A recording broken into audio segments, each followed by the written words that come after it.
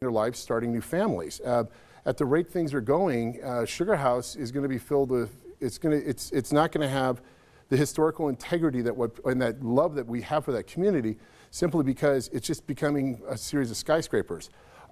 In terms of zoning, I would pressure the current projects that are going on now to finish in a timely fashion, and then when the next time a large multi-story building comes there, we take a long, hard look of why we're going to approve this. All right, Mr. Huck, let's finish up with you. Your thoughts on development and zoning in your district? I think it's a travesty what's happened in Sugar House. I've lived there for 35 years, and what's happened is just horrible. And I don't know why the city council has approved all of these massive apartment buildings, 6 stories high and more. And the worst of it is that the units that they're building there are not affordable for the vast majority of the people who live in Sugar House. You're looking at rents of $1,500, $1,800 for 1-bedroom apartments. So, you know, unfortunately, it's too late for a lot of that. You know, when these places get done, the traffic is going to go completely out of sight, and it's destroying our neighborhood. So I would be in favor of stopping all further development of these high-density places. With respect to the cost of housing, you know, a lot of that cost comes from the government. You know, there's been estimated that 25% of the cost of a new home is to deal with government regulations and costs. And I've been in the rental business for a long time, and when I started out in 1971, I could pay my property taxes with 1 week of rent. Now it takes 2 months of rent to pay the property taxes. All of this gets passed on to the renters, and they have to pay it, and it makes all this much less affordable. Okay. I'm going to go ahead and make a call, and we're going to skip the rebuttal time on this question. That's because our next one leads right into what you may be addressing in your rebuttal time anyway. A couple of you already mentioning this, and that is high-density housing. Many see that as a solution for our supply and demand issues. So if that is not the case, and we also see not only in Salt Lake City, but throughout the county and really everywhere, once someone has one of these plans going into their backyard, they don't want anything to do with it. So what role does high density play when you're talking about affordable housing? Councilwoman Fowler, we begin with you. Or I'm sorry, Raskin, Mr. Raskin, we'll begin with you on that one. I was going to take it away. Yeah. I think with, pardon me, back to the, in terms of high density housing, I think of course, yes, there's a need throughout the entire valley to have more units in there, simply because supply and demand would mean that we would actually be lowering the cost of housing if there wasn't such a bidding war for every single home that hits the market. I mean, look at any Zillow price. I mean, it's gone, you know, if anyone through the pandemic will tell you that their house has probably tripled in price, but it's not really a reflection of what's actually happening here. In terms of the high density issue here in Sugar House, I stand back, I'm sorry to go back to my original point, which is we need to finish the work that we've done in this community, and then, you know, to sort of like salvage this uniqueness in historic neighborhoods. Sugar House is taking a burden, because it's such a burden to have all this more people in there without having additional service for folks. I mean, it's tougher to drive, it's tougher to hit our the restaurants, it's tougher to you know, get access to the gyms and pools, and you know, it's making it it doesn't make it the desirable in the neighborhood that people would want to be moving in there. I would suggest that we would have some sort of moratorium in Sugar House, and then work to see if there's ways that we can help the other 6 districts in Salt Lake City, so they can both learn from some of our mistakes, but also, you know, take what they've learned through the process and do cool things with high density homes in their community. Okay, Mr. Huck, if high density is not the answer when you're talking about bringing down costs, what is? You have 90 seconds. Well, I don't know if there is any answer to that question. I've been living in Salt Lake City for a long time. I've been through 4 of the boom-bust cycles in housing. And I think what we're experiencing currently is just another bubble. And that's going to have a correction, and prices will drop again, just like they always have in the past. So, you know, what to be done about it, just wait and see what happens. And I think the situation will take care of itself. Ms. Fowler, we will turn to you for your final thoughts on high density in the housing and the role it plays in your district. Thank you. And, you know, I don't necessarily disagree with my opponents here in the sense that Sugar House has taken on quite a burden of high density housing. And I think it's because Sugar House is so cool and everybody wants to live there. But I do think that we need to look at high density housing in other areas of the city.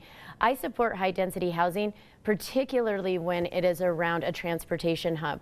I think we have to remember that one of the ideas of having high density housing is that you have a quick access to the resources you need. That means grocery stores, gyms, transportation, and access to your job or your work. And all of that can happen around a good transportation hub. And that's really, in my opinion, where the city should be focusing on any further high density housing at this time. I do think that we know that the population is going to double. Again, it's because Salt Lake City is so cool. And we're having people move in here.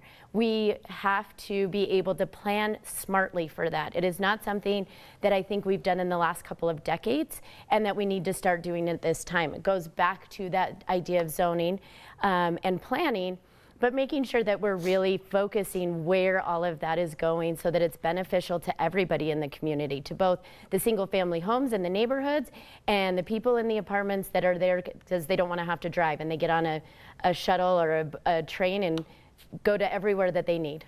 Okay, I'm going to go ahead and make a discretion call here and get back to something we heard in the opening statements, because I think it's important to get back to this and get all of your thoughts on it.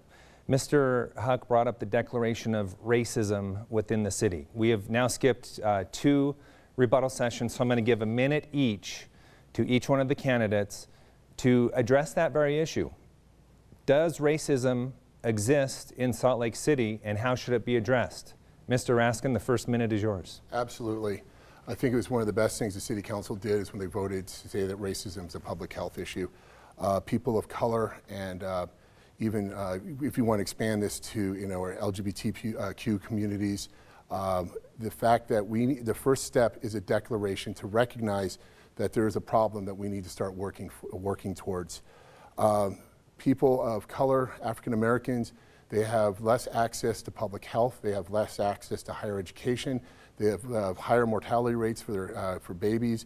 It's something we can't fix at the city council level, but we can start a conversation and make sure our neighbors know that this is something that we could work to solve, not just at city council, but in our neighborhoods, with our friend pools, at the office. And I celebrate what the city council did, and I think it was a very brave, smart, timely move. And I think there's these times where you know that you're living in the right city when Salt Lake City can take the lead on that. Mr. Huck, you say you do not see this in the city. You see it in government. What do you mean by that? You have 1 minute. Well, everything the government does these days seems to have some racial component to it. And if anything, racism these days is directed towards white males. And, it all comes from the government. And I think this is just a smokescreen issue to take attention away from other pressing issues. I mean, if you want to talk about public health crises, let's talk about obesity. That's a public health crisis. What about addiction? That's a tremendous crisis. What about all the other diseases that our people are dying from that nobody talks about, nobody wants to allocate any money to deal with? So, racism is the very least of our problems.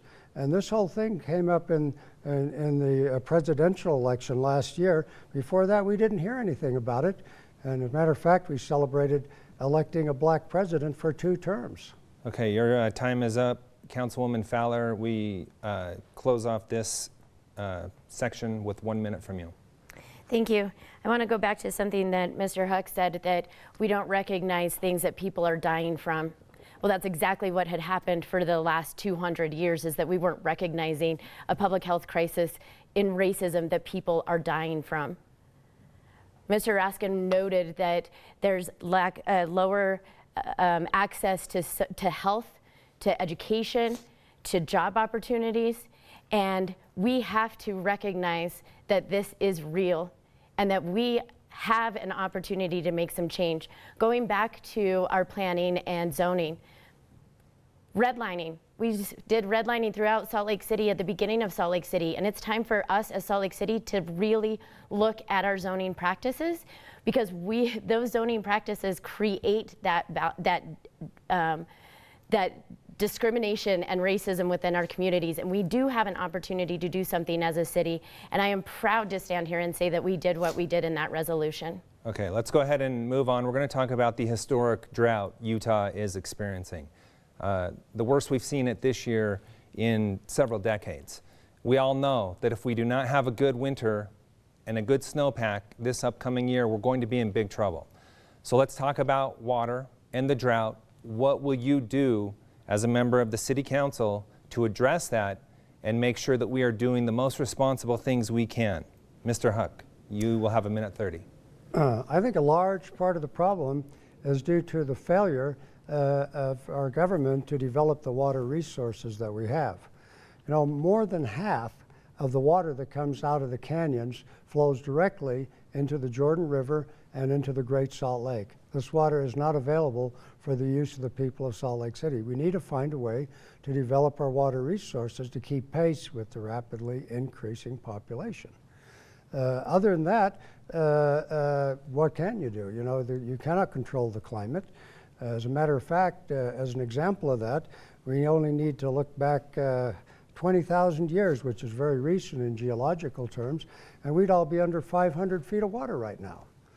As the climate changes, it changes all the time, whether we can do anything about it or not.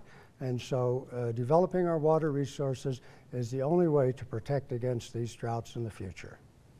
Councilwoman Fowler, the next 90 seconds are yours. Historic drought, dire situation. How do you address it as a member of the City Council? Thank you for that. You know, I do want to say that I'm not sure that the numbers on over half of what comes out of our mountains are not usable for Salt Lake City residents or other residents around the valley, because Laura Briefer, who's our Director of Public Utilities, has taught me a lot about water, and I don't know the numbers off the top of my head, but we have an amazing water system, and we're lucky that we have such preservation of our water system. It's why watersheds are so important for us, is so that we can actually have drinking water. As a councilwoman, I would make sure to continue my relationships, as I've done, with legislators so that we can continue to protect our watersheds. It's our #1 source of water, and we need to make sure to preserve and protect those. Number 2, I think we've done a really great job at educating people about what it looks like to conserve water and why we need to conserve water. Again, we have some of the best city workers I've ever met, and Director Briefer is one of them, and is passionate about our water here in Utah and what we can do to preserve it. We've done a lot of educational outreach programs so that people understand why you don't need to water your lawn. And I think there's some other things within our ordinances that we could change so that we're actually preserving a little bit more water, such as, you know, the strip that's outside by your sidewalk and how much vegetation that may need. Those are all things that we need to seriously look at and potentially change. Mr. Askin, we now head to you. How would you address the drought as a member of the City Council? Well, there's an old adage out here in the West that whiskey's for drinking and water's for fighting.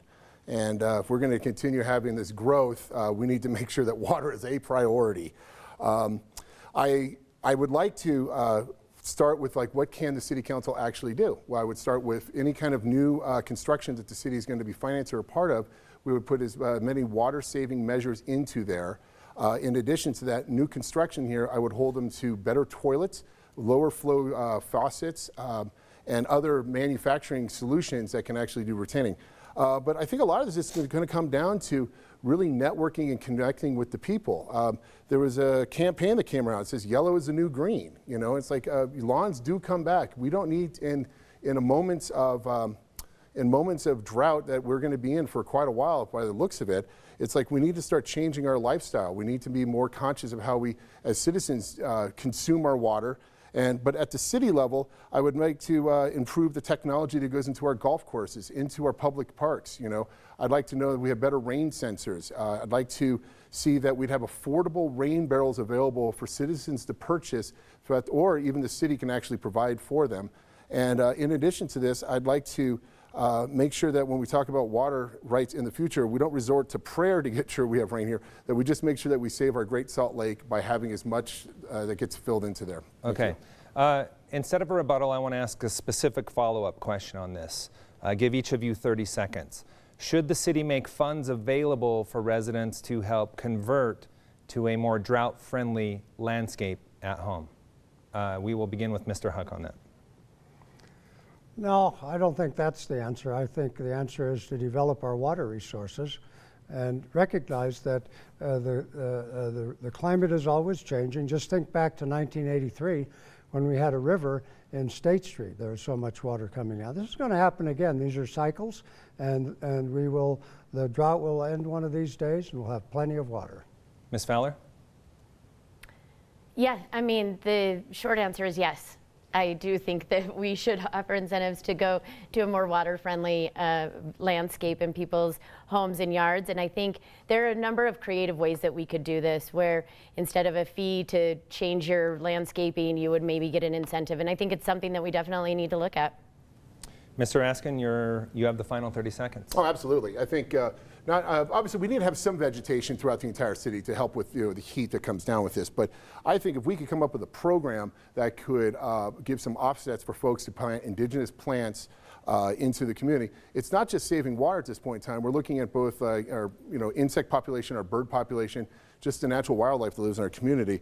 In addition to that, the offset costs of having people take their lawns out would be money in those people's pockets, and I think there could be a benefit for doing that. Okay, due to time constraints and make sure we're staying on schedule here, this next question is going to be limited to a 1-minute response and no rebuttal. We are sticking on the topic of the environment and air quality specifically.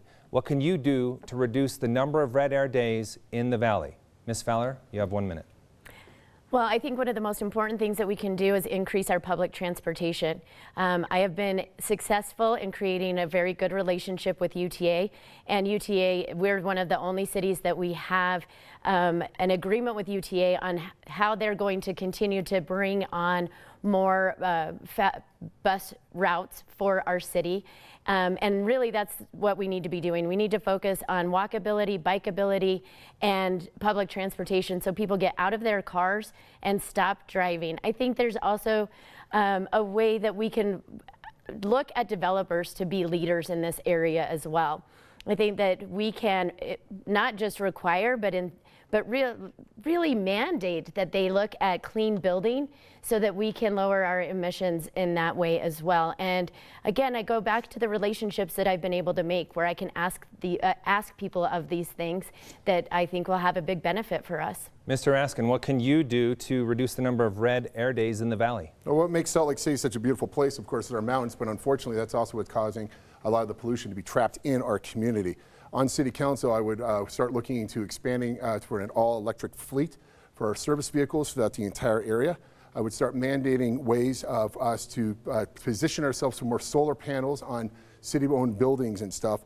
And just another thing with the developers, like have them build more efficient buildings there with double-pane windows, HVAC systems that work effectively. And but on top of that, like one of the things that Mayor Mendenhall has been doing is like we can plant more trees. We can make a commitment to planting indigenous trees in this area, which can help tap down air to make air quality better in our community, while it's also beautifying our entire community on this one. In addition to this, with new development, I would make sure that developers would put hive passes into the process for the people renting or buying into those buildings, because we're not that way to incentivize them to use public transportation and know that this is a way they can help themselves and the community. Right. Mr. Huck, your view on improving red air days? Yes, when I was a little boy in the mid-1950s, the snow would turn black within a few days after it fell, and you could hardly see across the street. The reason for that was that everybody was heating their homes with coal. Well, we didn't have to pass a lot of laws or restrictions on people to solve that problem. It was solved by technology. With the advent of natural gas, all at once the air was clear and everything was beautiful again. Well, we've got another technological revolution coming, and that is the autonomous electric vehicle. And these vehicles are going to displace the commuter fleet in Salt Lake City within the next 5 years. And this alone will solve the clean air problem and the pollution, just like the natural gas did in the 1950s. We don't need a lot of laws. We don't need a lot of government interference in people's lives to accomplish this. Mass transit will be obsolete within 5 years. All right, we have time for one last question. We have seen this come to a head, just how at times tumultuous the relationship between the city and the state legislature can be, of course, as the city has moved forward with fireworks restrictions and mask mandates. So the final question will be 1 minute each. How will you work with the state legislature? At times, the two organizations are at odds. Mr. Raskin. Well, it starts with collaboration, it starts with building relationships, and it starts with showing them that masked works and fireworks during droughts is just a dumb idea. 20 years of bartending teaches you to talk to some pig-headed people, and I am more than willing to build relationships, try to educate them, and show that you know, as the capital city of Utah, we should have the best relationship with the state legislature, and they should focus on and try and mimic the work that we're doing in this community, because what's good for Salt Lake City is good for the state of Utah. So I think there's times where it's always going to be battles between different forms, different parts of the government. But I'll tell you this, is that towards the end is that we all live in the same area. We all want the best for this community. And I think there's an opportunity in the next legislative cycle for us to build these big relationships, even though I called them pig-headed. Mr. Huck. Yeah, when I ran for mayor 2 years ago, the inland port was a big issue of conflict between the city and the state. And I believe that the city has filed a lawsuit now against the state with respect to the inland port. I argued at the time that this was a waste of money because the state has the superior power. And so you have to work with the state on their terms to get things like this done. So certainly we need to work with the state legislature, but you know, I don't think there's any point in launching lawsuits and things of this nature because we don't agree with what they're doing. Councilwoman? Thank you. You know, luckily I feel like I've already had some experience in this over the last 4 years and really trying to build those relationships with state lawmakers. We don't always see eye to eye, but it is about sitting down and having a talk about it and collaborating where we can and sticking to our guns where we need to. I'm not somebody that's going to back down simply because we think that it's going to make somebody upset, but rather really try to figure out if there's a way to work together and collaborate on these things. I think this comes from my job as a public defender and a criminal defense attorney, that I have to get along with the prosecutors, maybe not on every case, but certainly on as many cases as possible so that we can come to a good resolution. And it's very similar with the state legislature. There are good people up there doing great work, and we just need to be as party to them and them to us as we all can. Okay, we are now approaching the end of the debate. Each candidate now has 1 minute worth of time for a closing statement. Again, it was predetermined before the debate. The first closing statement would go to Rainer Huck. Thank you. I think that this debate will have dramatically shown that I am indeed the diversity candidate, and that if you vote for me, you're going to get a substantially different approach to many of the problems that were discussed here tonight. So that is where I stand. You know, I am running from the point of view that I want to give back to the people of Salt Lake City the many wonderful things that I've had during the years I've lived here. And I believe that my practical approach to a lot of these problems will solve them once and for all and make Salt Lake City a better place for everybody to live. Incumbent Amy Fowler, you now have 1 minute for your closing statement. Thank you so much. First, I want to thank both of my opponents for this lively debate and for ABC4 Utah for putting this on with us. I think we're making history with city council debates. But it is important, and I think one of the things that you can see today is that many of the ideas that my opponents have are things that I've already put into place. When we're talking about policing and how we're looking at alternative models to respond to that policing, we've done it. I've funded it. I've fought for it. When we're looking at our fire department or 911 and mental health, I have fought for, advocated for, and been successful in funding resources for our public safety and our first responders. When we're looking at open spaces or transportation, I've created the relationships that are necessary in order to get those things done. These aren't just ideas. They're things that I've actually done and I will continue to do for District 7 and Salt Lake City. All right, we have 1 minute left for a closing statement, and that goes to Ben Raskin. Thank you very much for hosting this event, and thank you to both my opponents for a very spirited discussion. I've never been more excited and more energized about the future of our district and our city. I think the next 4 years is going to present a lot of challenges, but I believe that we have the resources, relationships, and ability to meet each of them. That includes improving and expanding our police department, a means to address our homeless crisis and to give a compassionate but practical solution to those unhoused, to work on affordable housing in our community, to help streamline business licensing so entrepreneurs can start their new businesses in our communities, and to expand community events and services in District 7. I'm going to work to preserve, protect, and promote Sugar House because it's worth fighting for. My name is Ben Raskin. Please consider voting for me and start asking for Raskin. All right, we have now come to the end of our debate. I want to thank all three candidates for being here with us tonight and sharing their views on very important issues here in Utah's capital city. I say it all the time. The government closest to you is the one that impacts your life the most, yet the municipal election tends to get the least amount of attention. So please, do your duty. Make your vote count. It is on November the 2nd. This week at ABC4, we are hosting several debates for the City Council to help you know more about the candidates. Tomorrow at 7 on the CW30, we'll have candidates for Salt Lake City District 1 in our studio to debate the issues. District 1 includes the City of Rose Park and the airport. We also do want to mention this debate was brought to you tonight in part by the Road Home, the Pioneer Park Coalition, and the Salt Lake Chamber of Commerce. Thank you so much for joining us tonight, and good night. You can find the very latest on politics and other news on our website, abc4.com, and we hope to see you back here tonight for ABC4 News at 10.